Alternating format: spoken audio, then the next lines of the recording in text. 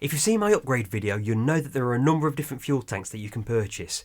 You start off with a 9 litre and work your way down to the 3.5 litre. Ideally, you want that 3.5 litre fuel tank because it's the smallest and therefore the lightest, and in karting, weight is everything. That doesn't mean it's the lightest your kart's ever going to be though.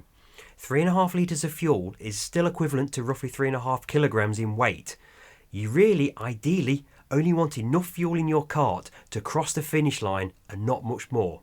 You need a little bit of fuel in the kart as it crosses the finish line because you've got to theoretically have enough fuel for it to be tested by scrutineering afterwards. That's why the kart will run out of fuel on the line and you're disqualified from the race. You need to have enough fuel to get over the line, but only just ideally.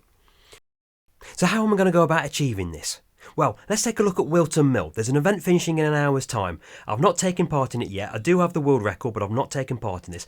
At the moment, Chris Mack is leading the way on this one. Now, Chris is a former world champion. He's one of the best drivers in the game, and I've got ultimate respect for him. I'm going to need to do whatever I can to beat him. So I'm going to choose the right kart for this circuit. The Sierra kart class is a very capable kart. At 20.5 degrees, I'm going to need some medium warm tyres here. So with SK warm tyres, I'm choosing those. And then we're going to fill the kart up with fuel. Now I'm going to use the 98 octane of fuel, which is the best for the X30 kart. It's currently got some stock 90 octane, but I'm putting 98 octane fuel in. And I'm going to be putting 3.5 litres of fuel in this kart. So what we now need to do is work out how much fuel we're going to use on 3 laps of Wilton Mill. We're going to start this race and I'm going to zip it on straight to the end. You don't need to worry about what I've done here. I managed to bin it actually, which is why it's such a terrible time. But going back into the race, we're going to go through the setup and we're going to see that we've used 1.2 litres of fuel in 3 laps. So 0.4 litres of fuel per lap. From that, we know that we can definitely do another run, but not quite enough fuel to do 3 consecutive runs. It will run out around about 11.5 laps worth of fuel. So what I've got in mind then is that if I make a mess on this race, which I did, I can abort the race and have enough fuel to have a 3rd attempt at it.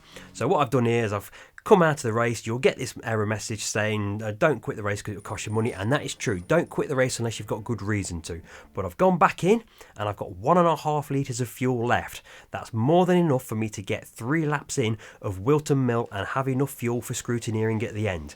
That means that I'm going to do my 3 laps, I'm going to spin it onto the end again, and we're going to set a time of a 2:16.414, which is just inside Chris's time.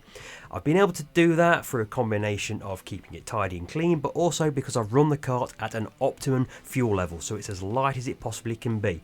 It had about 0.3 litres of fuel left, which is good enough, and there you go, we've won the event. Now I'm not saying we do this on every single event, but you definitely do it for the big events, World Championships, European Championships. When there's only 0.1, maybe 0.2 seconds separating half a dozen drivers, you're going to look for every advantage you can get, and this is a good one. I'll see you next time.